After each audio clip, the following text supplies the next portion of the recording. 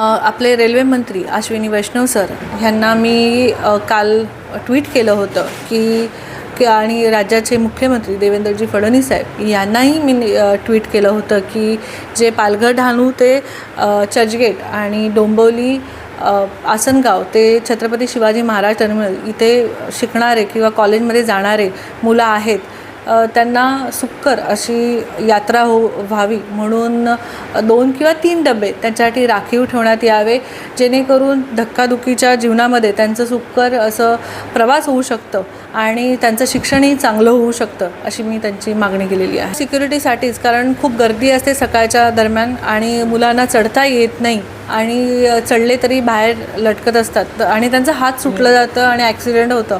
हे होऊ नये म्हणून त्यांच्यासाठी 2 किंवा 3 डबे हे आणि खूप मोठ्या प्रमाणात मुलं हे चर्चगेट आणि ह्या साईडला सगळे प्रवास करत असतात, कारण तिकडे शिक्षण खूप चांगलं आहे असं त्यांचं मत असतं आणि त्यामुळे ते सकाळी उठून 5 वाजताची ट्रेन पकडतात, 6ची ट्रेन पकडतात. पण तेव्हाच वर्ग हा आपला नोकरदारचा पण वर्ग असतं.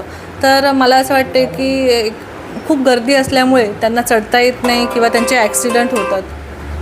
ह्याच्यावरती फॉलोअप घेत राहीन की लवकरात लवकर ही माग पूर्ण होण्यासाठी, आणि मला विश्वास आहे माझ्या सरकारावरती की लवकरच हे होऊन जाईल.